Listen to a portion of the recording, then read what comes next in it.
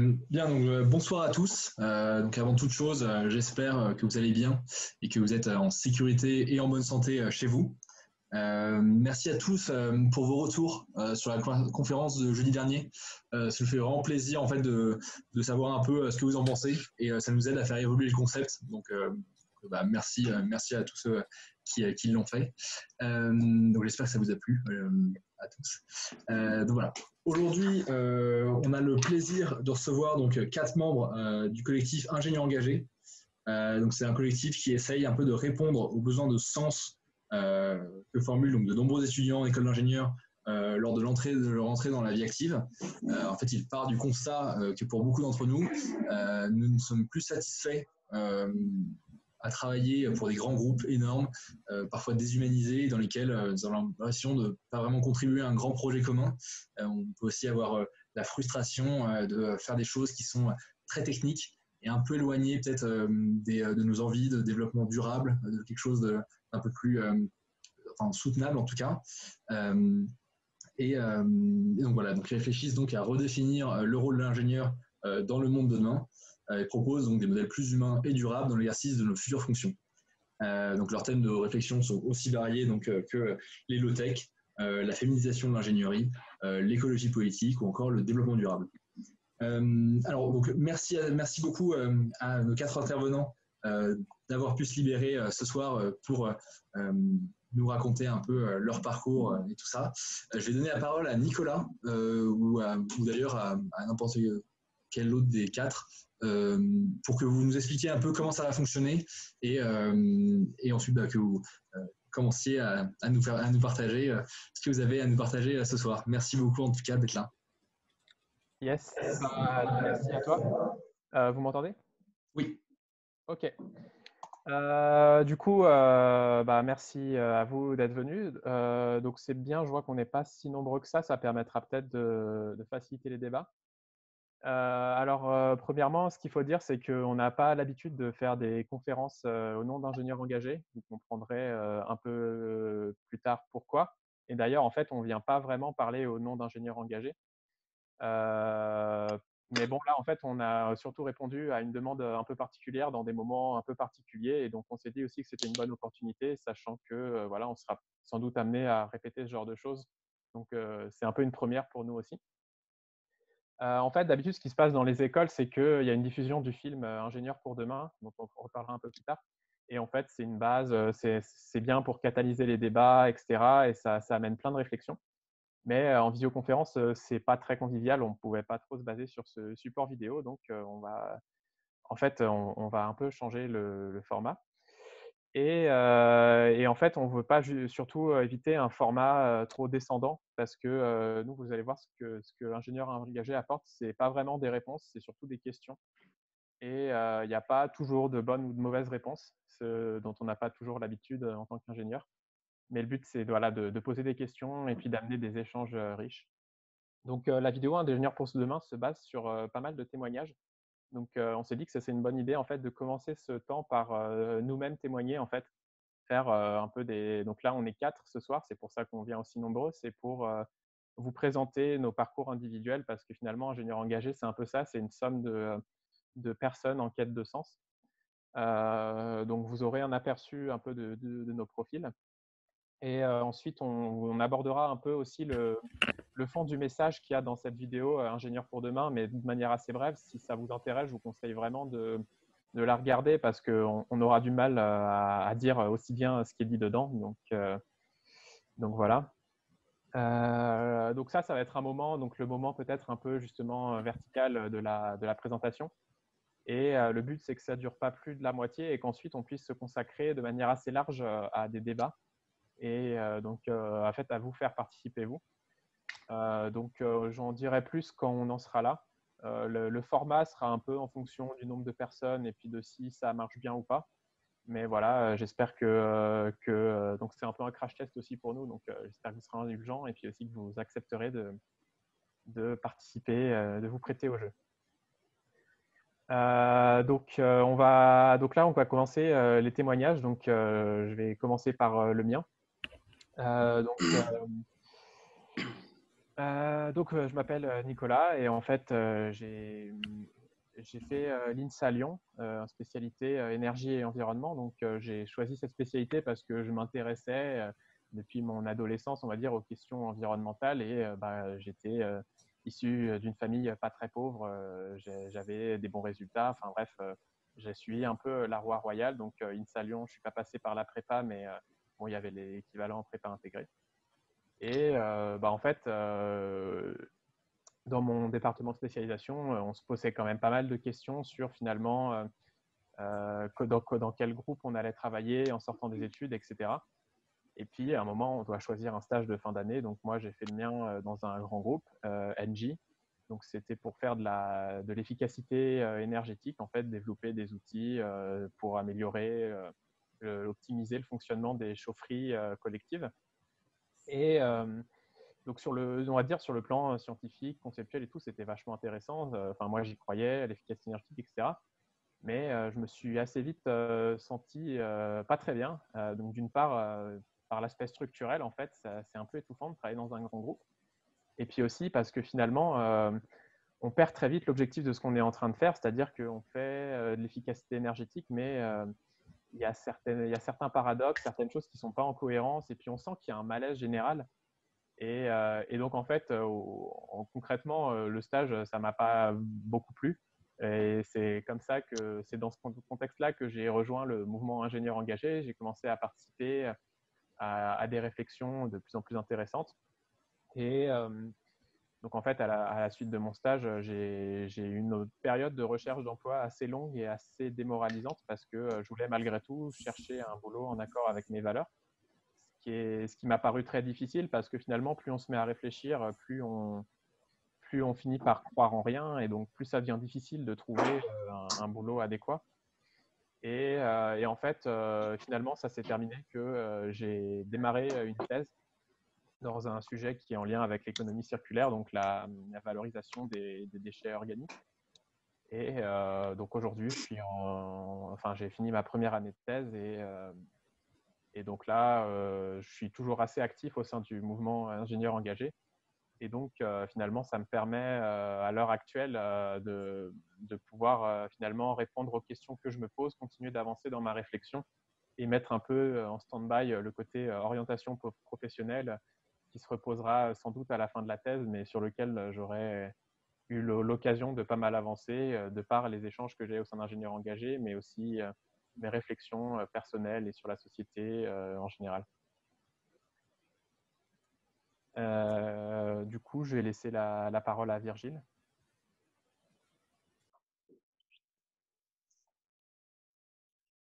Est-ce qu'on m'entend? Ouais. Ok, cool. Je croyais que c'était Théophile qui devait passer avant moi, mais c'est pas grave, je me lance. Du coup, Virgile, membre depuis plus ou moins 2 ans, un petit peu plus même.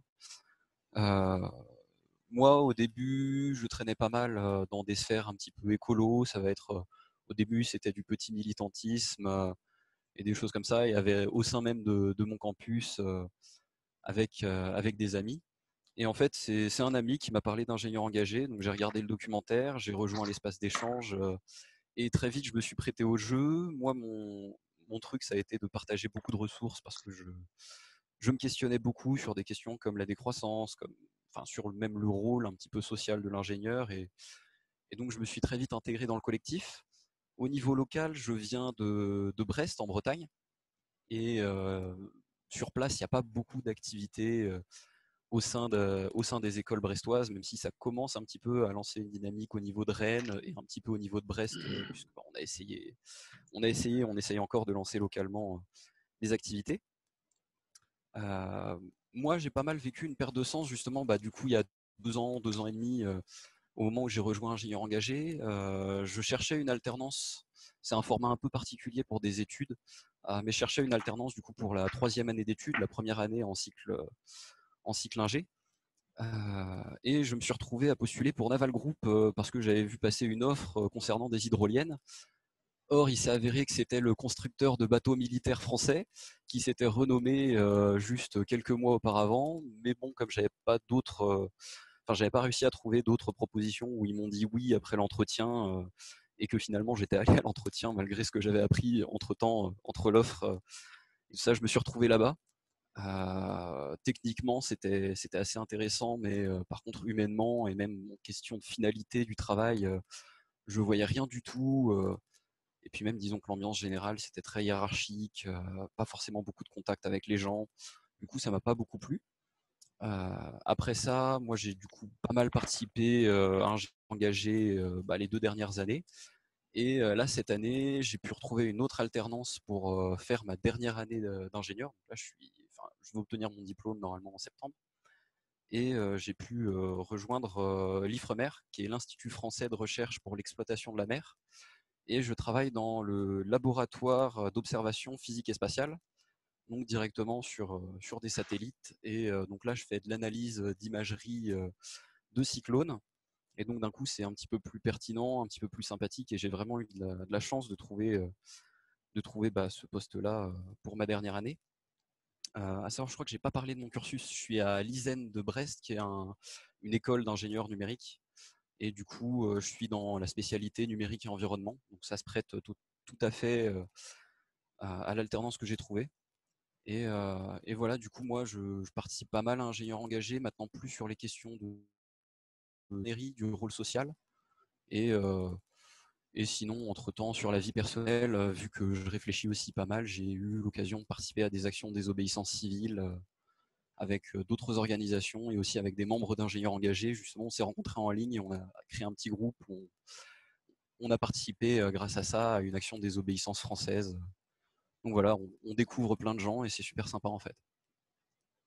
Et je vais laisser du coup à Théophile la parole, je pense. Ok, donc bonsoir à tous. Je sais pas où commencer. Au sein d'ingénieurs engagés, du coup, moi je suis plus vraiment à un niveau local, hein, je suis plus qu'à un niveau national parce que j'ai quitté la France il y a 1 an et demi déjà. Et donc au niveau local, j'étais à Grenoble, j'étais à l'ENSIMAG à Grenoble, donc une école de mathématiques et d'informatique appliquée. Et je me suis retrouvé là-bas, un peu par hasard, un peu tout mon parcours de étudiant. C'est-à-dire que j'avais pas trop de difficultés, j'étais bon en maths et en physique, donc on m'a envoyé en prépa. En prépa, j'ai découvert qu'on passait des concours pour devenir ingénieur. Du coup, j'ai passé des concours et à passer les concours, je me suis dit tiens, je vais faire des maths et de l'info parce que je suis bon là-dedans. Voilà, donc j'arrive à l'ENSIMAC, je suis toujours bon dans les trucs. Et au final, tu me mets pour les questions de carrière, etc. On se rend compte je pensais, moi, qu'en étant ingénieur, on aurait du coup le choix un petit peu de là où on travaille. Et donc, dans mes aspirations profondes, je voulais évidemment bosser sur les climats, sur l'environnement, sur ces choses qu'on voit qui se dégradent depuis qu'on est gosse. On a des informations là-dessus, on a depuis qu'on est gosse même des dessins animés qui nous disent qu'il faut sauver la planète, il faut sauver les animaux, etc. Et arrivé donc en école, catastrophe. Moi, je vois que des grosses boîtes qui proposent du taf. Je ne vois que des offres pour des Thales, Altran et compagnie. Et en fait, absolument pas d'opportunité de faire des choses différentes. Et ça m'a un peu miné le moral. Je voulais pas, enfin, je m'étais toujours un peu laissé guider, mais là, j'avais envie de prendre les choses en main. Et il s'avère que c'était beaucoup plus compliqué que ce qu'on pouvait le croire au premier abord. Donc j'étais en stage chez Thales, hein, du coup. J'ai pu découvrir le monde de la grande entreprise et la passion que ça m'a inspiré, la preuve, j'y ai fui. Et quand j'étais en deuxième année d'école d'ingénieur, on a eu ce film qui est sorti qui s'appelle Ingénieur pour demain. Il y a donc je l'avais vu quand il est sorti, et ça m'avait beaucoup parlé et fait réfléchir. Et il s'avère qu'une personne, sur les groupes, il y a une quinzaine, non, pas peut-être une quinzaine, mais il y a beaucoup d'écoles d'ingénieurs à Grenoble, il y a une dizaine, sur tout ce qui est l'INPG, les écoles du réseau grenoblois. Et il y a une personne sur un des groupes Facebook du réseau grenoblois qui avait lancé cette vidéo en disant bah voilà, cette vidéo qui est intéressante, elle m'a marqué, si elle vous inspire aussi, on peut en discuter. Et en fait, c'est comme ça qu'à force de gens qui sont venus se coller à cette personne qui avait fait cet appel, on a créé des groupes de discussion, on a fait des rencontres, et c'est comme ça qu'est s'est créé du coup le groupe local grenoblois. Et donc, une fois qu'on a créé ce groupe local, donc il a commencé à avoir une dynamique au niveau national et on a pu commencer avec les personnes d'INSA Lyon, ce qui est devenu aujourd'hui l'ingénieur engagé. Moi, je me suis pas mal engagé. Donc, au niveau local, j'ai fait pas mal disons, de- d'interventions donc, de ce type-là où j'allais présenter le mouvement, j'allais présenter les projets qu'on faisait, etc. Depuis que je suis au niveau national, j'ai plus une action au niveau du coup des groupes locaux. J'essaie de coordonner les actions entre les différents groupes locaux qui existent un peu partout en France et de continuer à m'impliquer donc, dans les différents groupes après qui sont politiques, qui sont au niveau de la création d'outils pour communiquer ou pour partager nos expériences. Aujourd'hui, au niveau professionnel, donc là maintenant je suis plus en France, j'ai depuis 1 an et demi, je suis au Sénégal, donc je travaille à Dakar à l'IRD, c'est l'Institut pour la recherche et le développement. Je suis ingénieur de recherche et donc je travaille dans la recherche française à l'étranger. Et donc, permet de travailler, de participer un petit peu au développement des pays en voie de développement, mais qui ont besoin d'aide. Ça donne un peu plus de sens à ce que je fais aujourd'hui. Et donc voilà, je trouvais ma voie pour ça. Et je vais laisser donc la parole maintenant à Akuna, si tu veux bien la prendre. Ben, je vais la prendre avec grand plaisir. Ok, merci. Bonjour à tous ceux qui nous écoutent. C'est chouette d'être parmi vous et donc je vais vous présenter l'objet de ma présence au sein du groupe d'ingénieurs engagés. Donc, groupe que j'ai intégré il y a quelques semaines à peine. J'ai pas eu le temps encore de vraiment m'engager parce que je suis sur un projet personnel. Donc voilà, mais là ça se termine, donc je vais pouvoir mettre un peu plus la main à la pâte. Qu'est-ce qui a fait que je suis venu du coup dans ce groupe? C'est une envie, une aspiration, une envie de participer au débat et enfin à la vie citoyenne. Donc, quand je dis vie citoyenne, c'est en France, mais moi, je m'entends plus pareil comme citoyen du monde, puisque c'est finalement cette urgence climatique et cette transition sociétale, elle nous concerne tous ensemble, quoi. Donc, je rejoins parfaitement Théophile pour dire que le développement qui s'opère à l'international, je pense que c'est une vraie richesse et une vraie opportunité à, à saisir pour mener des débats de fond et des débats profonds en fait.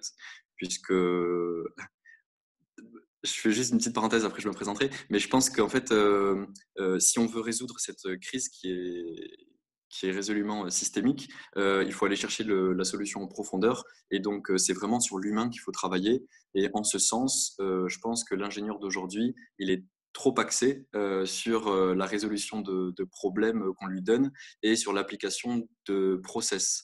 Et donc, on a perdu un petit peu notre âme au sens de l'humain, c'est-à-dire être capable de nous-mêmes vraiment cibler les problèmes qui nous intéressent, qui nous touchent, qui nous sensibilisent et apporter un petit peu d'humain dans nos process, quoi. Du coup, comment est-ce que j'ai construit cette réflexion, cette philosophie un petit peu? C'est parce que du coup, je fais des liens aussi. Comme Théophile, je me suis un peu laissé porter par un courant, quoi, par une suite logique, j'ai envie de dire. C'est-à-dire que j'étais bon dans au collège, lycée, donc j'ai fait une classe préparatoire à Bordeaux. Ensuite, j'ai intégré une école d'ingénieurs située à Cergy, en région parisienne, qui, elle, est spécialisée dans le traitement des données et la finance, enfin l'ingénierie financière plus exactement. Donc voilà, j'ai fait 1 an et demi, j'ai commencé un double diplôme à l'université Paris-Dauphine dans les assurances, dans l'actuariat. Et puis en fait, pour des raisons que ça me plaisait pas et puis pour d'autres raisons personnelles, ça a fait que j'ai décidé de changer drastiquement. Et donc, je suis allé dans l'école juste à côté, en fait, avec qui je jouais au rugby. Et cette école, elle fait du développement dans les pays du Sud. Donc là, il y a de la sociologie, ça m'a ouvert sur des thématiques de l'agronomie et toutes les problématiques de l'environnement. Donc je me suis vraiment bien trouvé et bien retrouvé. Et aujourd'hui, donc, je suis en dernière année, il faut que j'effectue mon stage de fin d'études, que je n'ai pas encore trouvé, et puis ça se complique un peu avec cette histoire de coronavirus. J'avais une opportunité de partir à Madagascar pour faire alors, maîtrise d'œuvre institutionnelle et sociale. Donc voilà, ce qui me plaît dans les études où je suis, pour finir sur ma présentation personnelle, ce qui me plaît, c'est de pouvoir interagir. Enfin, j'imagine, en tout cas, j'ai pas commencer à pratiquer, à exercer, mais en tout cas, c'est de pouvoir. Ce qui me plairait, c'est de pouvoir avoir une profession qui me permet d'interagir avec un panel varié d'acteurs. Donc, que ce soit la classe, enfin, des intervenants publics, des privés, mais aussi des citoyens, des agriculteurs. C'est ça qui me ferait plaisir à pratiquer dans ma profession d'ingénieur. Et puis, du coup, avec ingénieur engagé, ben, on va voir comment ça se suit. Mais en tout cas, je pense que c'est une bonne opportunité de soulever des débats de fond. Et puis, dans un cadre assez sympathique pour l'instant. Voilà.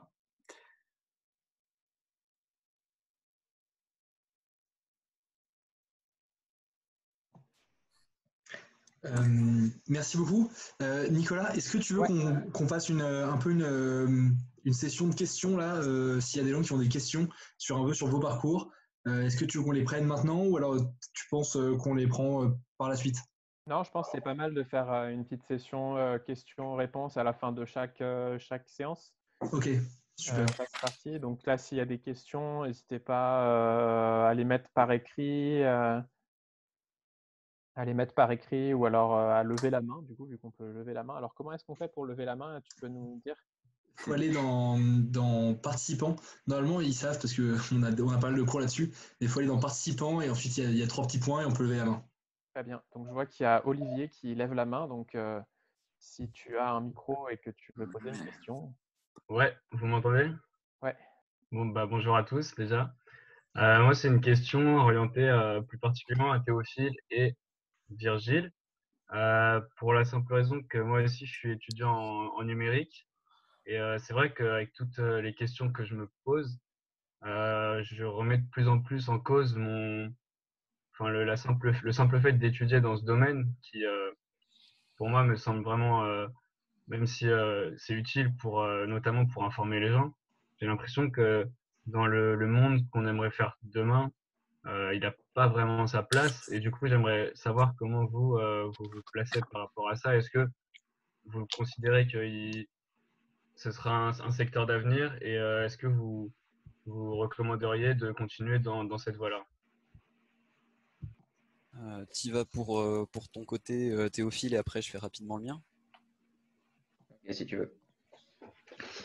Ok, donc moi particulièrement, ce dans quoi je travaille, donc c'est de l'intelligence artificielle. Je fais du deep learning en gros. Donc là, aujourd'hui, appliqué aux données climatiques, donc c'est assez intéressant, mais bon, il faut trouver des endroits où on peut l'appliquer à des choses intéressantes.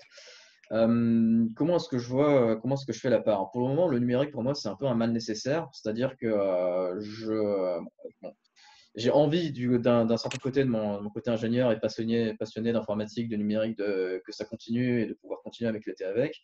Et d'un autre côté, je sais très bien que vu la consommation et les conséquences sociales et environnementales du numérique, c'est pas quelque chose qui pourra continuer. Aujourd'hui, du coup, je m'en sers disons, pour essayer de tracer du coup ces dégradations. C'est un peu se mordre la queue, mais l'outil numérique étant au final le plus efficace pour faire les constatations, les modèles et les recherches qui aujourd'hui nous permettent d'essayer d'interpréter un peu mieux le climat et de comprendre, de lutter contre le réchauffement climatique. Ce que je dis, c'est plus ou moins un mal nécessaire aujourd'hui pour ma part de la réflexion, là où j'en suis. Après, je me place aussi un petit peu en tant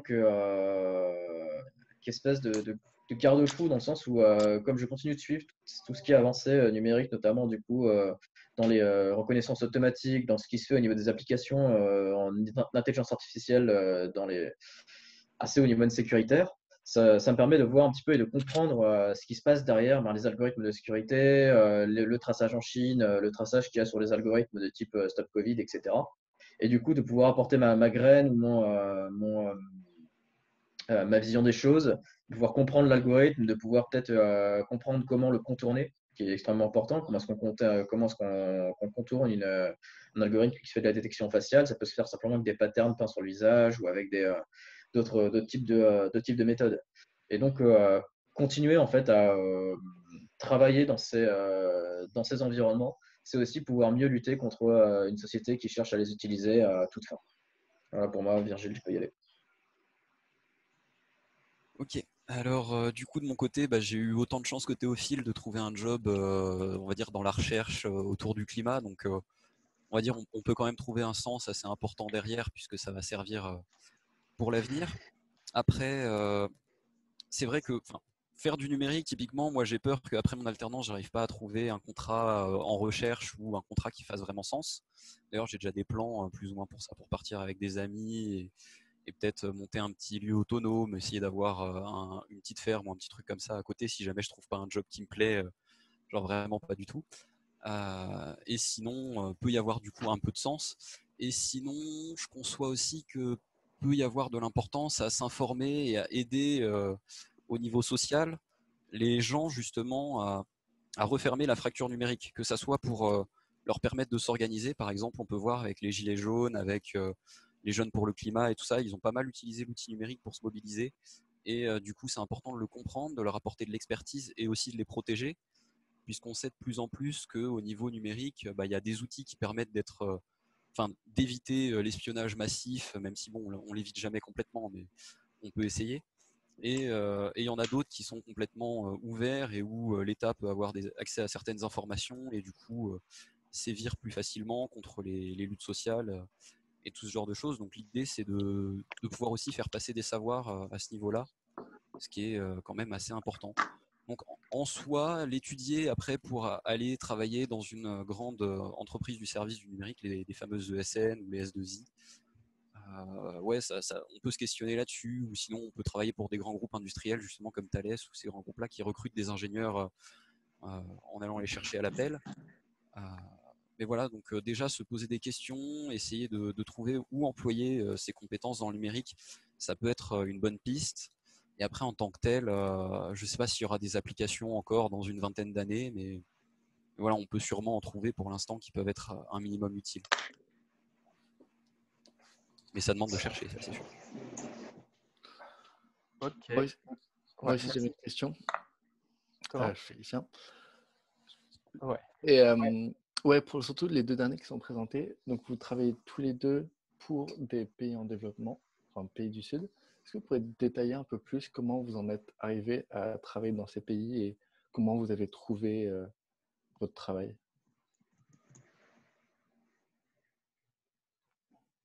Et Théophile, je veux bien te laisser commencer parce que moi, je travaille pas encore. D'accord. Je vais être très très court en fait parce que moi c'est totalement par hasard. J'ai eu la chance de recevoir dans la boîte mail de mon école un jour une offre pour un VI, donc un volontariat international. C'est un type de contrat dont on n'a pas, enfin, je connaissais pas du tout moi quand j'étais en école d'ingénieur. Du coup pour une offre du coup qui cherchait un ingénieur qui faisait du coup du travail sur les données pour faire l'appliquer du coup à tout ce qui était problématique du changement climatique. Donc concrètement, c'était ce que je cherchais exactement mis sur le papier. Et il s'avère que moi, j'ai simplement postulé et je me suis retrouvé avec l'offre, quoi. Je connaissais pas ce type de contrat, je connaissais pas l'unité dans laquelle je recherche. Je savais pas qu'il y avait un institut qui s'appelle l'IRD, qui est littéralement en fait un institut de recherche tourné vers le développement au sud. On a de la chance en France, on est le seul pays qui a un institut de recherche qui est uniquement tourné vers le développement au sud. Et j'en avais jamais entendu parler avant. Je trouve ça aberrant qu'on en parle pas plus dans les écoles d'ingénieurs. Et voilà, moi, c'est juste une offre qui a pop dans ma boîte mail et voilà, je me suis retrouvé là. Je propose qu'on avance un peu sur la suite de la présentation. Il y aura peut-être des questions qui ne seront pas répondues, un peu de frustration, mais après, il y aura quand même un espace assez large de débat. Alors, je ne sais pas si Julien, tu avais levé la main, si tu voulais ajouter quelque chose par rapport au contenu ou si c'était pour poser une question. Non, c'était pour lui poser une question, mais elle est un peu générale. Donc, pour le débat, ça me va très bien si on la prend plutôt dans ce moment-là. Ça marche. Donc là, on va enchaîner maintenant sur donc du coup une présentation plus du mouvement ingénieur engagé et un peu de ses valeurs et ses fondements. Donc je vais laisser la main à Théophile. Alors on a une petite présentation. Je ne sais pas si s'il peut la partager. Il faut qu'il fasse partager l'écran.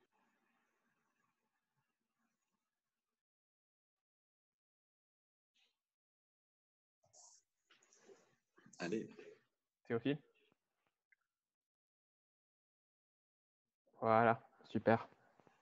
Donc, je te laisserai donner la main à Virgile juste après, et puis on prendra les questions après vos deux interventions qui seront assez courtes normalement. Enfin, Ouais, ouais.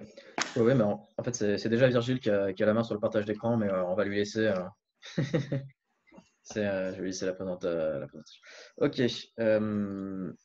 Mais du coup, on a une petite présentation qu'on avait préparée donc, pour cet échange. En premier lieu, donc, on va parler du coup d'Ingénieur pour demain, qui est le film qui a été fait à l'INSA Lyon, donc, et qui a un peu donné le top départ pour ingénieur engagé. Et ensuite, on présentera un petit peu la structure d'ingénieur engagé. Enfin, c'est Virginie qui s'en chargera, je crois.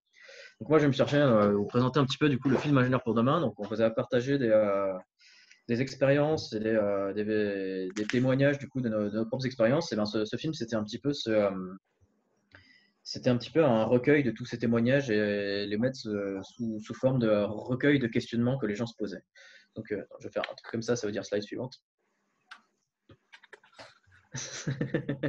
Virgile, Virgile. Parfait. Ok. Donc voilà, l'idée c'était, ça commence en se demandant un petit peu, voilà, d'où part le questionnement, comment est-ce qu'on arrive à se poser des questions sur un petit peu le changement climatique, pourquoi est-ce qu'on se dirige vers ça. Et en fait, ça vient vraiment en fait du fait qu'on parle de développement durable en fait depuis les années 90 voire même avant. Que c'est inclus dans notre environnement. Donc, j'en parlais tout à l'heure, nous, dans les dessins animés qu'on a eu quand on était gosse, ça parlait de défendre les animaux, ça parlait de défendre la forêt, donc la nature, tout ça. Donc, on a eu un petit peu un imaginaire sur le changement climatique, sur la nature à défendre qui nous a été un petit peu inculqué. Et en fait, vraiment en décorrélation totale avec ce qui se fait aujourd'hui, c'est-à-dire que au final, il n'y a rien qui est fait. Donc, dans un monde qu'on a grandi dans un monde qui doit changer, mais ce changement, en fait, il a aucune réalité aujourd'hui. Et donc, c'était un peu la question sur ce film, c'est comment est-ce que les ingénieurs peuvent contribuer à construire un monde meilleur pour demain, puisque on en a besoin de ce monde meilleur. Et donc aujourd'hui, donc nous ingénieurs, on a quand même une capacité à faire les choses. Donc cette désillusion, cette question, en fait, elle se retrouve un petit peu quand on va chercher un travail. Donc, une fois qu'on est ingénieur, on se dit, bon, voilà, maintenant, je vais appliquer mes compétences aujourd'hui pour ça.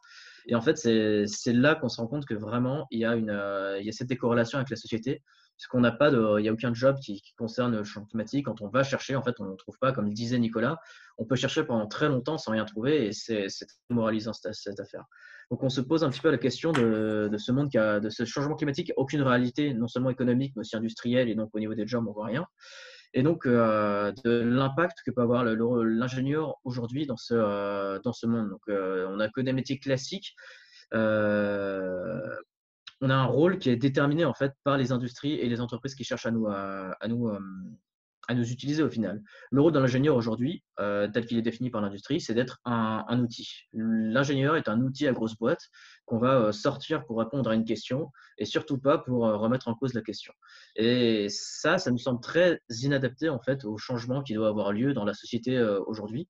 On doit remettre en cause pourquoi on fait les choses, on doit remettre en cause l'énoncé et pas simplement appliquer nos connaissances pour les questions qu'on nous pose. Et donc, c'est ça un peu pour nous, trouver un métier qui ait du sens, c'est trouver un métier qui nous permette de répondre aux questions qu'on se pose tous les jours. Et donc, ce métier qui a du sens, c'est donc le rôle de l'ingénieur, il va se retrouver au final dans un rôle politique. Pourquoi? Parce que l'ingénieur, il a une place politique. Dans la société, un ingénieur, ce n'est pas juste quelqu'un qui a été formé, qui a un diplôme d'ingénieur. Un ingénieur, c'est quelqu'un qui a un rôle social. On a une certaine élévation sociale par notre statut d'ingénieur. On a un salaire minimum qui est assez élevé. On a une place dans la société qui est acceptée en tant que presque élite de la société. Et cette position, on peut l'utiliser pour tenter de faire pression, en fait. Quand on travaille pour quelqu'un, pour une boîte, on peut se poser la question pour qui on travaille, pourquoi on travaille, quel est le sens de ce travail, quel est le progrès qu'on cherche à faire développer quand on développe quelque chose. On a la liberté de se poser ces questions et d'influer en fait la société parce que en fait, on a on remplit un rôle aujourd'hui qui est important pour les sociétés et pour les entreprises. Et donc, remettre en question ce rôle, remettre en question notre place, c'est remettre en question un petit peu la société et réussir un peu à la changer. Et donc, on doit prendre conscience que ce rôle politique, on l'a, qu'on peut questionner notre rôle dans la société et les entreprises. Et le faire, c'est déjà en fait introduire une, un premier engrenage dans tout le dispositif. Ce questionnement, en fait, il n'aura pas lieu juste simplement dans les entreprises, dans les sociétés, dans notre travail, hein. C'est un questionnement qui doit se faire dans l'ensemble de la société telle qu'elle est développée aujourd'hui. Et cette société, c'est un système complexe. C'est un système qui met en relation des tonnes et des tonnes de facteurs et de choses. Donc ça, vous le savez déjà probablement déjà. Si vous commencez à vous poser des questions, vous voyez très bien que tout, toute chose en fait est en relation avec toute autre et qu'on engrange en fait on a tendance à se dire putain, dès qu'il faut tout changer un truc, en fait, il faut tout changer. Et c'est cette réflexion qu'on essaye de porter au sein du rôle de l'ingénieur. C'est de dire, bah, écoutez, aujourd'hui, on a des capacités à changer les choses, des capacités à réfléchir à des choses. Autant réfléchir à des choses qui peuvent être intéressantes et qui peuvent faire avancer les choses dans un bon sens. Donc, bon sens pour l'environnement climatique, on va dire et donc pas forcément bon sens pour la société de demain. C'est là qu'on commence à parler de croissance verte, de décroissance, etc. Et donc d'introduire des notions qui ne sont pas forcément du coup classiques dans la société, mais qui peuvent faire le bout de chemin vers des acceptations plus globales. Et donc, ça a été un petit peu la racine qui a donné lieu à la création d'ingénieurs engagés, donc à notre mouvement tel qu'il est aujourd'hui. Et donc, c'était un petit peu le besoin de se rassembler et de s'entraider entre élèves, étudiants, ingénieurs qui se posaient ces questions et qui avaient envie d'avoir un impact, en fait, pas simplement à leur niveau en faisant de la transformation écologique au sens citoyen, mais en essayant de porter l'ingénieur à son sens politique et essayer d'avoir un engagement de l'ingénieur au sens sociétal, quoi. Voilà pour un petit peu le résumé de ce film-là, enfin des questionnements qui sont relevés dans ce film. Je vais laisser la parole à Virgile pour la suite de cette présentation. Hop, j'ai trouvé comment me démute, donc ça devrait fonctionner a priori. Ingénieur engagé, c'est un mouvement, ou plutôt maintenant une fédération, qui s'est lancée à partir de ce film-là, justement, comme disait Théophile dans son témoignage personnel. Ça s'est lancé pas mal à Grenoble, justement, par rapport à des élèves qui avaient vu ce film et qui souhaitaient en parler entre eux. Au niveau de l'INSA Lyon, ça s'était déjà créé avec des professeurs, puisque du coup, il y a aussi le corps enseignant qui intervient dans ce documentaire. Et à partir de ça, il a créé un groupe Facebook, puis ensuite un serveur Discord qui est maintenant le cœur de la vie, on va dire, de l'organisation. Et donc moi, je vais vous parler un petit peu de la charte des valeurs qu'on a écrite ensemble et qui se veut assez ouverte, et après un petit peu de comment ça fonctionne en interne, donc un petit peu de la structure et des choix qu'on a fait. Ça devrait tenir en à peu près 5 minutes à peine. Donc le mouvement lui-même, il a défini du coup plusieurs valeurs.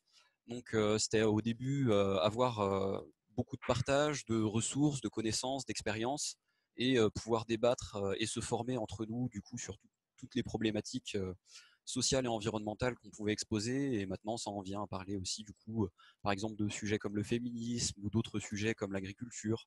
Donc on aborde pas mal de questionnements sur notre serveur Discord en priorité, et après un petit peu différemment sur le groupe Facebook, où là c'est plus ouvert et ça va être des débats justement qu'on retrouve sur Facebook. Il y a aussi du coup l'idée de se réapproprier et de diffuser nous-mêmes les connaissances liées à ces enjeux-là, donc les enjeux environnementaux. Et donc pour l'instant, que ça soit au niveau local, ou par exemple à l'INSA Lyon, ils ont mis en place un cours spécifique où par exemple ils invitent des personnes, des économistes à parler de la décroissance, ils invitent des sociologues, ils essayent de changer les formations et de parler de sujets différents. Et nous-mêmes maintenant, au niveau d'ingénieurs engagés, au niveau national, on tente d'organiser des conférences, on tente d'organiser des instants de débat où justement quelqu'un vient pour présenter une expertise et après on en discute. Il y a aussi l'idée de permettre aux ingénieurs donc, de saisir de leur rôle politique. pour ça, il y a plusieurs sous-groupes, mais je parlerai un petit peu de comment ça fonctionne, qui vont publier des articles. Il y a un projet qui vise à écrire un livre, justement, grâce à ces articles-là, selon un plan établi à l'avance. Et donc, ça serait justement dans le but de présenter une critique politique de la société.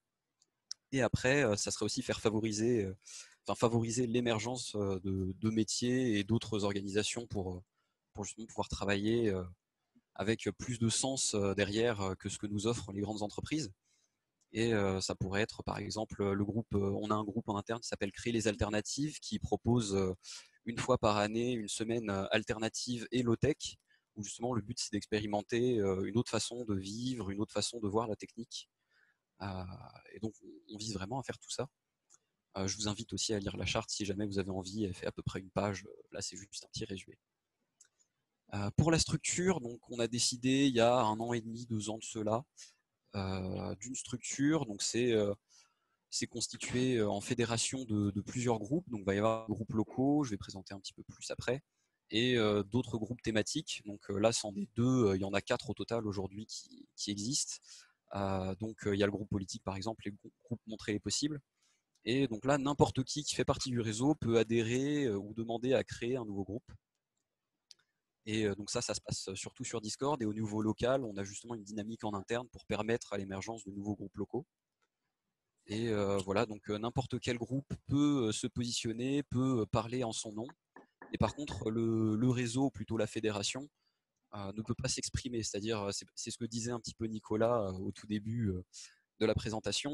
Ingénieur engagé ne peut pas exprimer d'avis. En fait, ingénieur engagé en tant qu'entité ayant une parole n'existe pas. Hop.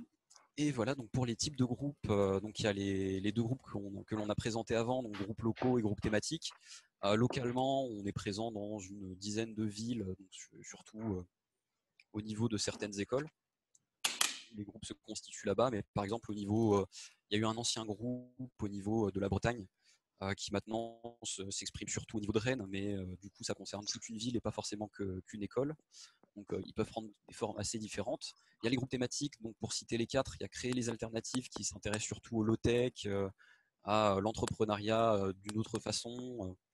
Il y a le groupe Montrer les possibles qui cherche du coup à écrire ce livre, qui a établi un annuaire d'entreprise selon des critères justement sociaux et environnementaux. Il y a le groupe Changer les formations qui est en train de reprendre des activités pour influer sur l'ordre global des formations d'ingénieurs. Et il y a le groupe politique du coup qui parle pas mal de tout ce qui va être lutte sociale, des différentes dominations, de la place de l'ingénieur et de sa place par rapport à la technique, et aussi d'écologie politique. Et donc on discute un petit peu de tout ça, on publie de temps en temps des articles également avec ce groupe. Et à côté de ça, il y a des groupes redevables, donc là ça va être ceux qui vont se charger de la communication pour justement se faire des relais, par exemple des conférences qui sont organisées par des groupes qui soient locaux ou thématiques.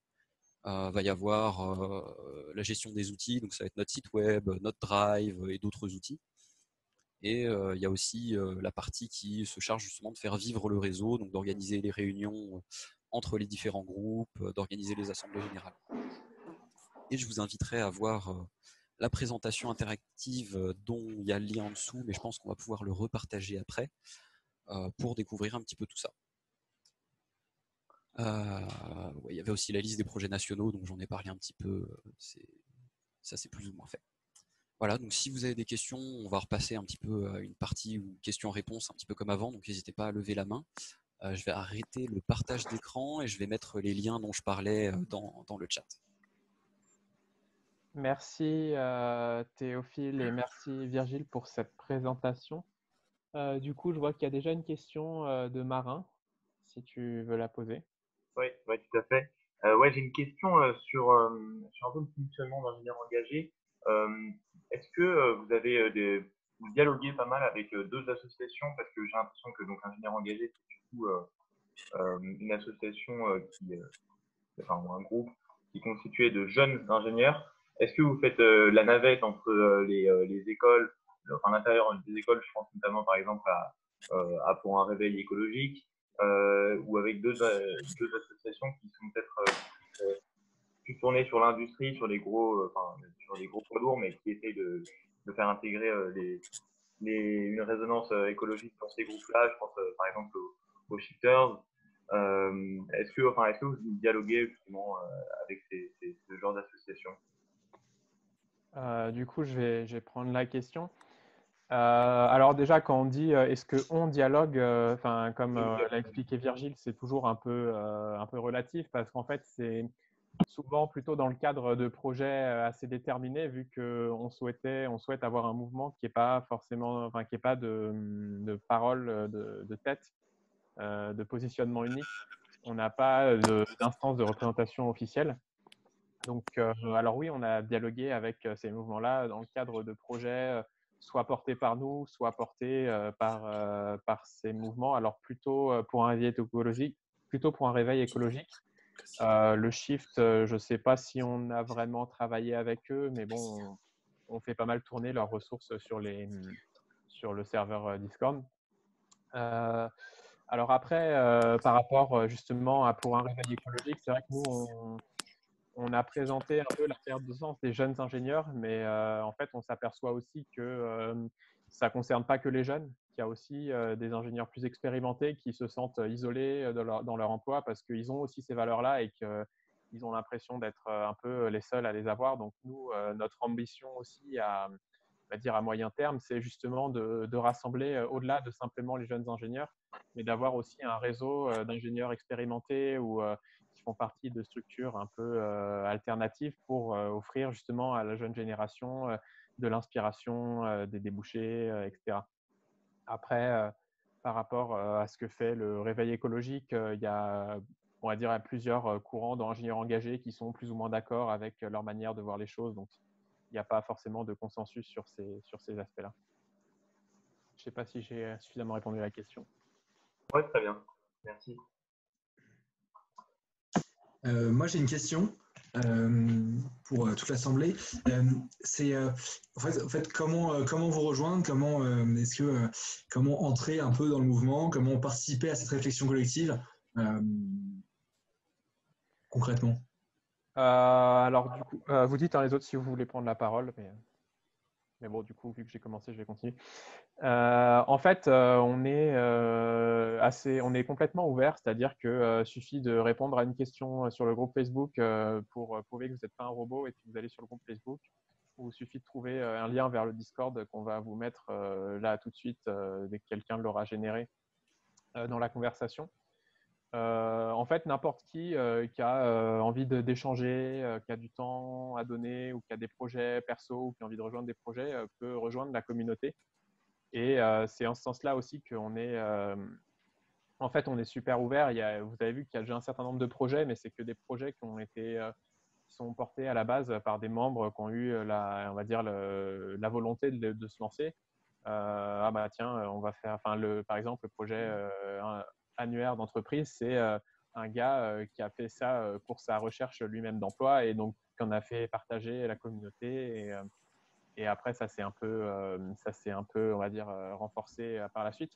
Mais c'est vraiment très spontané. On veut garder un espace d'échange très horizontal et très spontané pour que n'importe qui finalement puisse rejoindre le mouvement. Et après, au niveau local, après, c'est vrai que le mouvement national n'est pas forcément très attrayant pour les étudiants qui sont en école au niveau local. Et donc, j'ai envie de dire, nous, on n'est pas, on dirige, il n'y a pas d'instance nationale qui dirige les groupes locaux, c'est-à-dire que c'est un peu des communautés autonomes qui se lancent, qui se disent, ah bah tiens, nous aussi, on a ces idées-là, nous aussi, on aimerait bien porter ces réflexions au sein de l'école pour changer les formations, pour sensibiliser les autres élèves, etc. Donc, c'est vraiment une dynamique. Après, sur le réseau national, vous pourrez trouver de l'entraide de la part d'autres groupes locaux qui eux-mêmes ont lancé leur dynamique. Mais il n'y a pas de stratégie générale, c'est assez éclaté, quoi. Je ne sais pas si les autres voulaient rajouter quelque chose.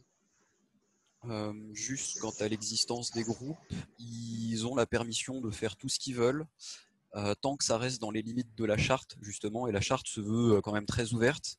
On a juste donné une idée un petit peu globale en mettant plus ou moins ce qu'on estimait comme étant les missions du coup d'ingénieurs engagés à l'intérieur. Par contre, si des groupes contreviennent à des idées de la charte, du coup, il y a potentiellement une possibilité d'exclusion en assemblée générale. mais on n'organise pas souvent des assemblées générales et on n'a encore jamais eu à parler d'exclusion. Donc, je vois pas pourquoi il y aurait des raisons d'en parler, mais au moins ça existe. Mais voilà, globalement, les groupes peuvent faire ce qu'ils veulent, quoi. D'accord, merci beaucoup. Juste pour notifier tout le monde, enfin tous les participants, on fera un post dans lequel on rappellera justement tous ces liens qui sont mis dans la conversation, donc pour que vous puissiez avoir accès à tout ce dont on parle en ce moment. Donc je ne sais pas s'il y a d'autres questions. Là, je vois plus de main levée. Donc pour l'instant, j'ai un... Ah, si. Si, ouais, j'avais une question pour vous. Vous avez insisté sur l'idée que l'ingénieur se devait d'avoir un devoir politique, pour ainsi dire. Mais dans quelle mesure? Parce que, si vous voulez, moi je trouve que en tant que citoyen, on a un devoir politique. En tant que ingénieur, on a un vrai rôle éthique et moral. Mais est-ce que en tant que vraiment ingénieur, on a un rôle politique? Est-ce que vraiment je pense que on vous pose souvent cette question, ou d'une certaine manière. Qu'est-ce que vous pouvez me dire là-dessus?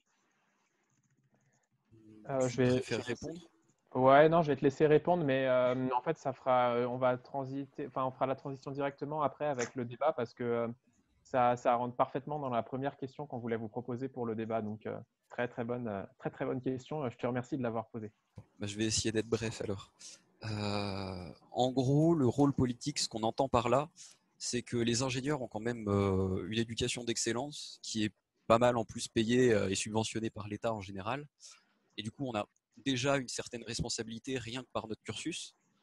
Dans un second temps, on a souvent des places qui vont être celles du coup des cadres supérieurs, des dirigeants, de chefs d'équipe ou toutes ces choses-là. Donc on a aussi des responsabilités par rapport à la société puisqu'on va être souvent des supérieurs hiérarchiques d'autres personnes. Et surtout, en tant que corporation, les ingénieurs ont quand même une place assez évidente dans la société. C'est-à-dire, ce sont les ingénieurs qui déploient l'industrie, ce sont les ingénieurs qui déploient des stratégies aussi étatiques au niveau de la finance, au niveau de plein de choses.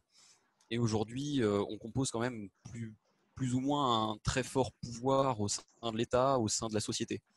Et donc, quand on entend rôle politique, c'est-à-dire en faisant la sociologie de la corporation ingénieur, on sait d'où viennent la plupart des ingés, c'est-à-dire très peu des milieux ouvriers ou pauvres, on va dire, et pas mal de la classe moyenne et de la classe supérieure. Et en partant de ce constat-là, on sait qu'on a une responsabilité par rapport à la société, déjà de savoir d'où est-ce qu'on vient, et après, quant à où est-ce que va la société, parce qu'en tant que corporation, on influe sur le cours des choses en développant de nouvelles technologies, et c'est aussi pour ça, au sein d'ingénieurs engagés, on parle aussi beaucoup de la relation par rapport à la technique. Dans la relation actuelle qui est souvent technobéate, qui va être très rationnelle, qui va être pro-science, pro-recherche, on donne une orientation à la société en fait. Et du coup, c'est se rendre compte de tout ça et essayer de réfléchir là-dessus, parce que souvent, dès qu'on va commencer à parler de critique de la recherche, de critique des technologies, on va être traité de nom d'oiseau à droite à gauche, et donc on ne peut même pas discuter de la place de ce qu'on va créer dans la société. Typiquement, les caméras de reconnaissance, la reconnaissance faciale, les caméras de surveillance, ce sont des ingénieurs qui les ont mis au point. Et pourtant, on ne peut pas forcément discuter de ça, discuter de notre relation par rapport à la technique, par rapport au numérique, par rapport à ces choses-là aisément dans la société, et nous, on veut justement permettre de le faire. Voilà ce qu'on entend plus ou moins par rôle politique. Je ne sais pas si tu avais besoin de précision. Ouais, si ça vous dérange pas. Vous parlez beaucoup de responsabilité. Je suis totalement d'accord avec ça, mais est-ce que forcément ça mène vers une responsabilité que j'appellerais politique? Parce que finalement, dans un certain sens, je trouve que lier le point de vue de l'ingénieur à de la politique, c'est un peu perdre de son poids, comme vous étiez en train de dire, de son poids scientifique, de son enseignement de qualité, et du coup altérer l'idée justement, pour reprendre votre exemple de reconnaissance faciale, du fait que c'est l'ingénieur qui l'a créé et que c'est pour ça qu'il devrait avoir un droit de regard sur sa création et un poids certes important, mais néanmoins que je ne considérerais pas comme politique. Ça dépendra du coup du terme de la façon dont on conçoit le terme. On ne parle Ouais, pas du tout en termes électoraux, en termes de partis politiques, d'implication dans la vie politique du pays, c'est-à-dire dans les partis et dans toutes ces choses-là. Ça va être plutôt des implications, on va dire, enfin, on pourrait dire sociales, mais en fait, souvent, on va parler d'implications politiques dans le sens littéraire, c'est-à-dire dans tout ce qu'on va retrouver en littérature, que ce soit en sociologie et dans ces domaines-là, en fait. D'accord. En fait, je dirais que quand on parle du rôle politique de l'ingénieur, on considère, c'est ce que Virgile a dit, mais on considère en fait le rôle politique comme un rapport de force. C'est-à-dire qu'en tant qu'ensemble des ingénieurs, on a une certaine place particulière dans la société à laquelle aujourd'hui on réfléchit pas du tout. C'est-à-dire que, par exemple, la plupart des gens vont voir un poste bien payé en intelligence artificielle ou en drone de surveillance ou que sais-je, et ça va leur suffire plus l'intérêt technique. Là où, en fait, la question de développer ces objets-là, c'est aussi des questions politiques. C'est-à-dire que c'est quelle société ça contribue à développer, etc. Donc, l'ingénieur, en fait, son rôle politique, finalement, ça va être déjà de prendre conscience que ses actions et son rôle n'est pas neutre et qui participe, en fait, par le fait même d'exercer sa fonction à la construction d'un monde qui accentue les inégalités, qui détériore l'environnement. Et donc, à partir de ce constat-là, on va pouvoir réfléchir aux actions qu'on peut faire, donc avec aussi la légitimité dont on dispose, comme on l'a un peu abordé, c'est-à-dire que les ingénieurs sont un peu mis sur un piédestal dans la société, réfléchir comment on sert de cette légitimité pour justement pour accentuer, pour lutter pour nos valeurs. D'accord. Merci beaucoup.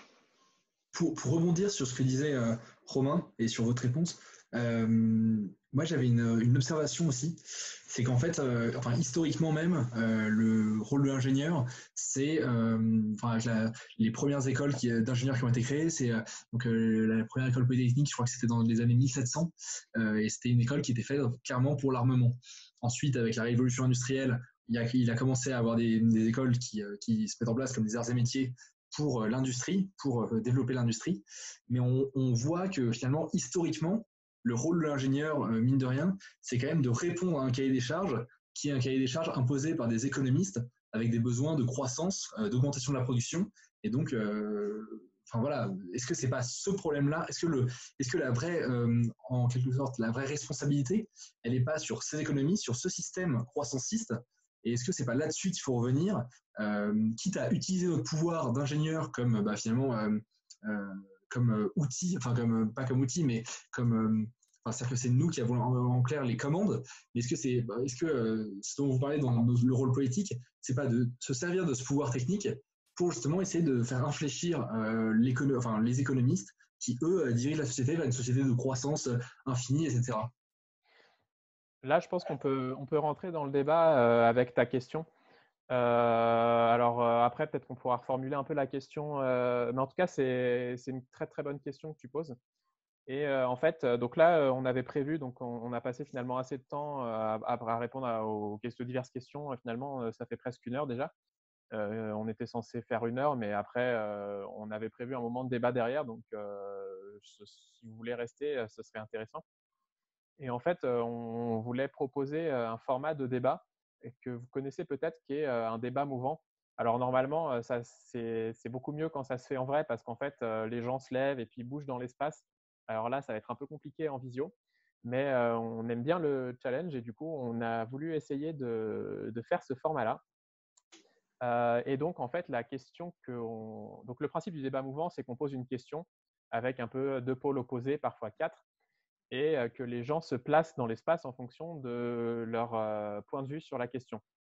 Et du coup, ensuite, il y a un débat, échange entre les 2 côtés. Et puis, selon s'il y a un argument qu'on trouve convaincant, on se rapproche un peu de l'autre côté, etc. Donc, le but, comme dit le nom du format, c'est de bouger, pas forcément rester crampé sur ses positions.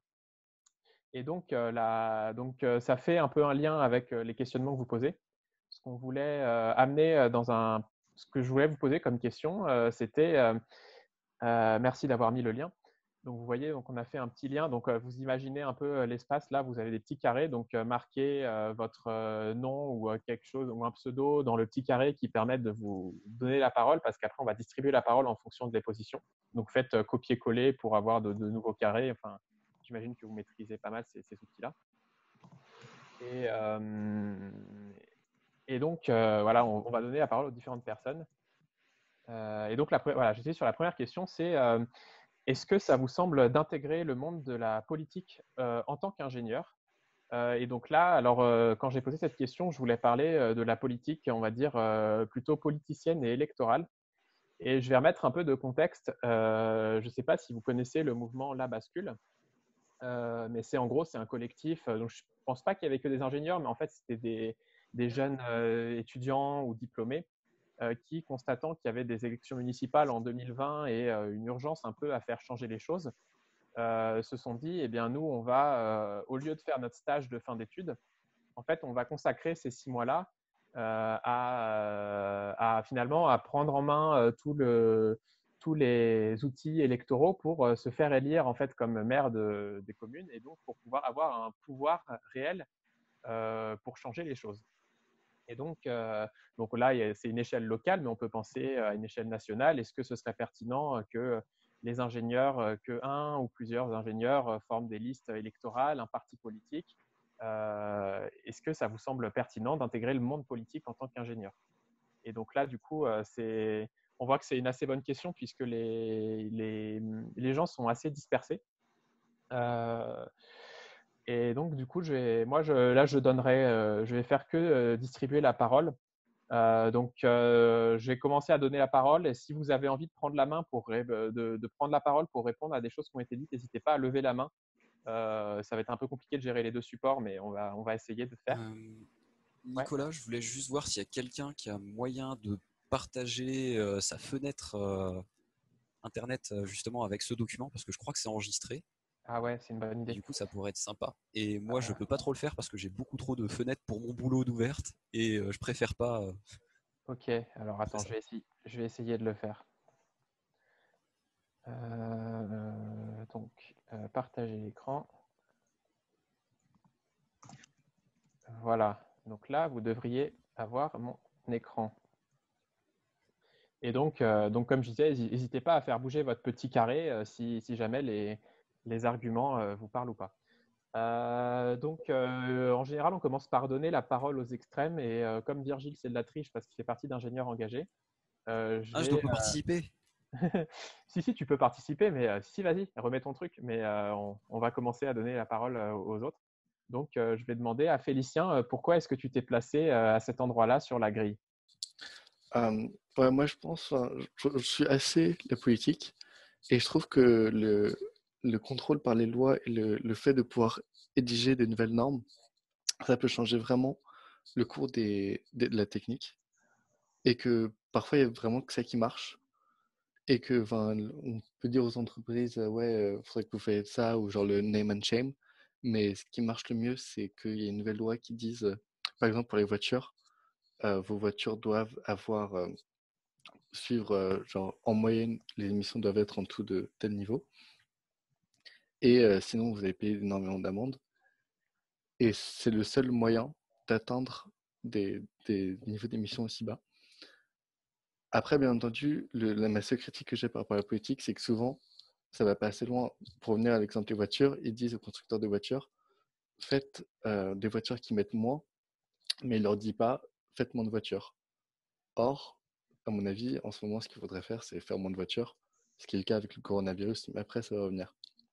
Mais pour venir à mon point de pourquoi la politique politicienne est utile, c'est que ça peut faire changer les lois vite et que ça va toucher tout le monde, tout un pays. Ok, merci. Alors du coup, là, est-ce qu'il y a quelqu'un qui a envie, c'est peut-être aussi difficile pour vous de manier les deux supports. Donc du coup, je vous encourage aussi à prendre la parole un peu de manière spontanée, du moment que c'est pas trop le bordel, on va rester comme ça. Mais est-ce qu'il y a quelqu'un du coup qui veut répondre à ce commentaire directement du camp opposé, ou sinon je donnerai la parole si besoin. Moi, j'avais juste une remarque, c'est que enfin, je pense qu'on n'est pas obligé d'être engagé en politique pour avoir une influence. Et je pense que le rôle d'un ingénieur, comme un peu expert technique, enfin, expert scientifique et technique, c'est peut-être plus de conseiller la politique, de conseiller ceux qui ont justement ces connaissances un peu des macrosystèmes que nous, on n'a pas forcément. Et donc, plutôt que vraiment s'engager en politique, parce que c'est vrai qu'on a un point de vue qui est très technique, pas forcément très ouvert sur tous les autres domaines, ce qui est peut-être quelque chose qui est vraiment requis en politique, je pense, pour vraiment faire de l'électorat, quoi. Ok, merci. Moi, je voudrais rebondir sur justement ça, si vous me permettez, parce que je suis pas totalement d'accord avec ça, parce que on est quand même dans une société, on est dans un monde socio-technique. Donc certes, on n'a peut-être pas les connaissances sur tout, mais je pense que l'ingénieur a peut-être la vision la plus systémique du système, parce qu'il comprend les limites physiques du monde, il comprend aussi l'économie, parce qu'on nous enseigne de plus en plus. On nous enseigne de plus en plus aussi la sociologie. Euh, donc, en quelque sorte, notre formation elle nous permet d'avoir une vision assez globale. Après, je suis d'accord qu'il faut pas qu'il y ait que des ingénieurs en politique, évidemment. Mais quand même, l'ingénieur, s'il est que extérieur, comme tu dis, en conseiller, et ben il n'a pas non plus une voix suffisante et notamment à l'Assemblée nationale, je sais plus combien il y a d'ingénieurs, je crois qu'il y en a moins de 5 dans le genre, alors que, tu vois, par exemple, en Allemagne, il y en a beaucoup plus. Et ça permet quand même de prendre des décisions un peu plus euh, par des experts. Alors, moi, vous m'entendez? Oui.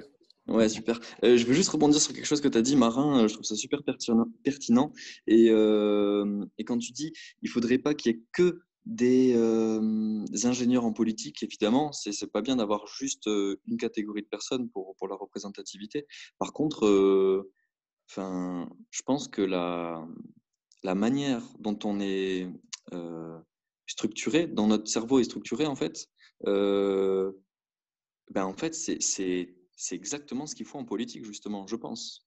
Il manque peut-être un petit peu de côté humain, mais en tout cas, la politique, pour moi, c'est résoudre des problèmes, quoi. C'est une grande équation, en fait, à résoudre. Il y a des humains, il y a des ressources, il y a des contraintes, et il faut composer avec ça, quoi. Et il y a un problème qui est assez flagrant et dans un sens, je pense, scandaleux, c'est qu'il y a aucun scientifique pour nous gouverner, quoi. Enfin, il y a personne qui sait maîtriser une méthodologie ou en tout cas, ils ne nous le font pas transparaître. Mais bon, voilà.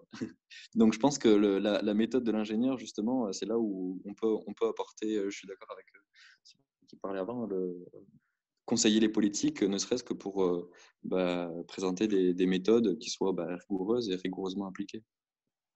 Je vois que Maxime veut réagir. Merci, c'est terminé. J'ai terminé. Vas-y, Maxime, du coup. Maxime, est-ce que tu as un micro? On ne t'entend pas. Sinon, il y a Félicien. Ouais, je vais y aller. Ouais, bah vas-y. Et puis si Maxime arrive à activer son micro, on lui donnera la parole. Et pour continuer sur le pourquoi c'est bien d'avoir une représentation équitable des différents métiers dans la société en politique, et par là je veux dire une plus grande représentation des ingénieurs. Il y a des exemples historiques, notamment les algues, dans le cas des algues vertes, où des scientifiques, pourraient être plus des chercheurs que des ingénieurs, bon la nuance est subtile, qui ont alerté les politiciens, les préfets, les maires et sénateurs sur des dangers techniques.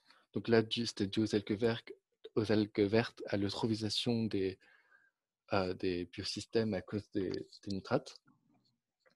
Et les politiques ont juste choisi de ne pas écouter la science sous l'influence des lobbies et même d'activement d'essayer de la mute, de la faire taire.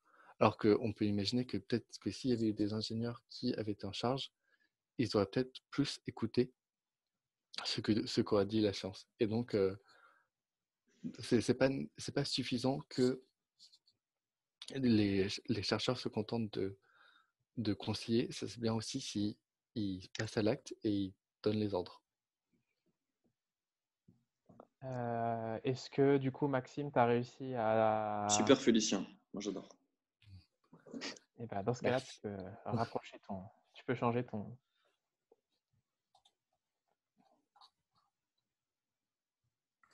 Peut-être que pour prolonger le débat, on pourrait évoquer la place du GIEC. On sait que c'est un comité de chercheurs qui est très écouté et pour autant, il revendique aucune Alors, attendez, influence désolé. politique. Et Je- donc, est-ce que les propos des chercheurs ne gagneraient pas plus de sens en étant appuyés par un groupement politique qui représenterait justement je dirais les résultats qu'essaye de communiquer le GIEC? Voilà. J'aurais bien mon mot à dire là-dessus. Ah, il y a des gens qui lèvent la main. On va laisser les invités. Si je peux prendre la parole, moi je voulais rebondir sur, alors je ne sais plus exactement qui est-ce qui avait dit ça, mais sur notre vision, notre méthodologie scientifique qui amène du coup justement une solution à un problème. Donc oui, je pense que c'est vrai qu'il y a pas mal de domaines en politique où cette vision est intéressante, mais pour ce qui est du climat, enfin, et de la crise environnementale actuelle, il y a aussi des écueils énormes sur cette vision. Parce que cette vision il y a un problème, on va composer avec notre technique et on va aboutir à une solution, ça aboutit parfois à des idées de croissance verte, de développement durable, qui serait quelque chose de possible et voilà, ça pose problème. Il y a beaucoup de gens aujourd'hui qui ne croient pas à ce développement durable, qui pensent que ça ne sera pas possible de garder notre mode de vie actuel et de composer et de faire marcher des cerveaux d'ingénieurs pour faire en sorte que tout se passe bien et qu'on puisse faire ça avec des panneaux solaires, avec des éoliennes, tout ça. Donc, moi, je pense qu'il y a aussi un écueil. C'est que je veux bien, j'entends votre point de vue sur cette démarche et je pense que c'est pour ça que je pense que je vais me déplacer pour me rapprocher un peu du centre, mais il y a quand même des écueils majeurs et c'est pour ça que je pense que le bon compromis c'était ce que proposait Marin, c'était vraiment oui que ce soit une voix importante en politique, mais moi je reste toujours un peu sceptique sur la possibilité de s'engager à fond en politique dans l'électorat ou de rester en conseiller, en conseiller par exemple comme le GIEC, peut-être en le faisant un peu prendre un peu plus de galon. Moi, je doute un peu de la possibilité de s'engager vraiment dans l'électorat. Ok, alors du coup, on va essayer de donner la main à des personnes qui n'ont pas encore parlé. Donc Maxime, est-ce que ça marche? Est-ce que ça fonctionne chez Est-ce toi? que vous m'entendez? Ouais. Ah, parfait, j'ai réussi. Ok, cool. En fait, j'ai l'impression qu'il y a deux manières d'interpréter la question. Soit on dit qu'on est ingénieur et on s'engage en politique, mais alors à ce moment-là, on n'est plus vraiment ingénieur parce qu'on n'a que 24 heures dans une journée et on ne peut pas convaincre 60 millions de Français en gardant un boulot d'ingénieur en parallèle. Donc nécessairement, il va falloir abandonner le boulot qu'on faisait avant et se consacrer 100% à ça. Par contre, ce qui est vrai, c'est qu'il y a déjà eu des personnes qui avaient une formation d'ingénieur, donc avec toute la rigueur que l'on connaît, et qui sont devenus présidents. Giscard d'Estaing, il a fait Polytechnique. Elisabeth Borne, actuelle ministre de l'économie, elle a fait l'X aussi. Donc c'est possible de faire de la politique avec une formation rigoureuse d'ingénieur. Mais à ce moment-là, si on fait de la politique, on a la rigueur, on a la méthodologie, mais on n'a pas les connaissances et l'expérience du métier parce qu'on fait de la politique et on n'a que 24 heures dans une journée. Ok. Je vais donner la parole à Virgile qui est resté dans Pas pertinent depuis le début et qui a pas vraiment bougé. Donc, est-ce qu'il veut nous expliquer pourquoi? Ouais, et après, pourquoi pas donner la parole? Je voyais qu'il y avait 2-3 personnes qui n'avaient pas parlé. Moi, j'ai déjà pu parler pour IE un petit peu avant. Je voulais juste pointer du doigt un truc qui serait problématique si c'était en tant qu'ingénieur qu'on souhaite s'engager en politique ou plutôt dans l'électorat et la représentativité nationale. Alors, le problème qui a déjà été pointé, c'est qu'il y en a déjà pas mal et qui sont plutôt influents, qui viennent de l'X, qui viennent des grandes écoles. Et un autre, c'est surtout que les ingénieurs, malheureusement, c'est grande majorité, et très grande majorité même, masculin. Et on pourra remarquer, il n'y a pas encore eu une seule femme, je crois, qui a pris la parole ce soir. Et du coup, en termes même d'égalité des sexes, ça serait vraiment pas intéressant de voir les ingénieurs y aller. Et une autre critique que l'on pourrait en faire, c'est justement sur cette idée de parler pour la science, de rationalité. La science est là pour conseiller les décisions politiques. Si on parle dans l'idée de représentativité nationale, je suis plutôt pour une idée de démocratie participative et d'autres formes de gouvernance que la représentativité, mais bon, c'est celle qu'on a, donc on va essayer de penser avec celle-ci. Mais si on veut inclure les ingénieurs et justement des esprits rationnels dans ce processus, bah, on va juste continuer ce qu'on a fait jusque-là. Pour l'instant, le libéralisme, c'est la rationalisation de tout ce qui est possible et surtout des coûts pour les réduire, pour optimiser, pour rendre plus efficients les systèmes. Et on se rend compte que ce n'est pas toujours les bons choix pour la société au niveau social. Il y a beaucoup d'inégalités qui sont issues de tout ça. Il y a beaucoup de décisions un petit peu stupides qui sont issues de tout ça, à commencer par la rationalisation des hôpitaux, et on le remarque tout juste. À force de chercher tous les coûts excédentaires qu'on pourrait réduire, bah, on en vient à affaiblir le système de santé du pays. Donc en fait, je vois mal les ingénieurs faire autre chose que simplement de la consultation en tant qu'entité. En tant qu'individu, citoyen, j'ai aucun problème avec ça, mais qu'on ne vienne pas en tant qu'ingénieur. Ok, merci Virgile. Suite à ta présentation, j'ai envie de demander à Pauline si elle a envie de s'exprimer parce que c'est le seul pseudo féminin. Du coup, là, c'est un peu dommage qu'il n'y ait pas de plus, qu'on soit vraiment très masculin ce soir, mais je pense que ce soit en rapport avec ce que vient de dire Virgile ou de manière générale, si tu as envie de t'exprimer, est-ce que tu veux expliciter ton point de vue sur ce débat?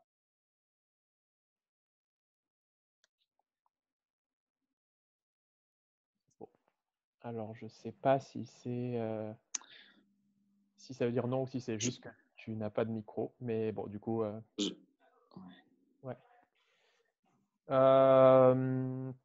Ça fait… ouais, donc si jamais tu avais envie de parler, n'hésite pas à relever la main, je te donnerai la parole. Là, il est 25, 26, donc ça fait un petit moment qu'on débat. Je voulais savoir, je voulais un peu votre avis pour savoir comment est-ce qu'on continue. Est-ce que vous voulez continuer ce débat-là, passer sur un autre débat ou alors simplement conclure le moment d'échange parce qu'il devait durer 1 heure et que ça fait déjà un petit moment. Donc là, j'ai peut-être un peu laissé Julien dire comment est-ce qu'il voit les choses. Alors, personnellement, moi, j'ai le temps et je trouve ça passionnant ce qu'on est en train de faire. Donc, vraiment, moi, je suis pour rester. Après, bon, voilà, ceux qui ont des contraintes, vraiment, n'hésitez pas à quitter la réunion. Après, voilà, sur ce sujet-là, on peut y rester. Moi, ça me va très bien. Après, on peut aussi changer. Ça dépend vraiment de vos envies, si vous avez envie d'ajouter des choses.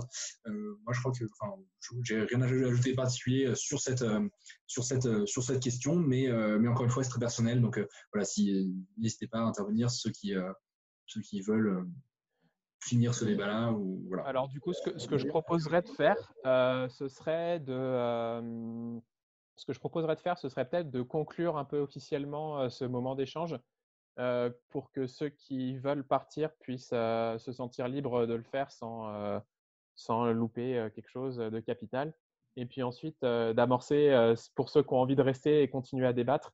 Moi, je vais devoir vous laisser malheureusement, mais bon, je vous fais confiance pour l'animation et la répartition de la parole. Mais de vous laisser avec une autre question qu'on pose assez souvent et qui est dont les réponses sont souvent assez intéressantes. Donc, je vais te laisser peut-être terminer, peut-être conclure, et puis ensuite je reprendrai la parole pour vous lancer sur un autre débat pour ceux qui ont envie de rester. Ok, ça marche. Alors, il faudrait juste que tu me mettes en note après, parce que sinon, si tu quittes là actuellement, ça ferme tout. Ok, bah alors attends, je vais te le faire directement. Comment je fais ça? Il faut que tu ailles dans participants, que tu regardes, que tu cliques sur la tribune. Nommer animateur. Plus, et voilà, absolument. Parfait, très bien, merci beaucoup.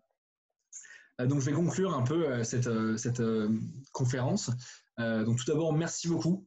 merci beaucoup à vous quatre qui êtes venus nous présenter votre mouvement et votre questionnement. C'est un témoignage qui est très intéressant. Je pense qu'on n'a malheureusement pas assez de témoignages de la sorte et je pense que c'est une parole intéressante. Il y a beaucoup de mes camarades avec qui je discutais qui avaient ce questionnement, qui avaient un peu ce manque, mais comme il n'y a rien vraiment qui leur est proposé tout le temps, eh bien voilà, je pense que ça pose en tout cas des bonnes questions à certains de mes camarades. Donc voilà, je voulais vous en remercier. Merci d'avoir donné de votre temps. Donc comme l'a dit Nicolas, on va s'arrêter là sur la partie un peu officielle. On va pouvoir continuer ensuite ensemble, si vous voulez, les débats à débattre. Voilà, et puis donc nous, de notre côté, donc au nom de toute la tribune, je vous remercie d'avoir été là, tous les participants, et je vous donne rendez-vous donc jeudi prochain pour la prochaine conférence qui sera donc ce sera un invité qui sera un sportif. Voilà, je n'en dis pas plus. Vous aurez la révélation du nom de l'intervenant lundi prochain.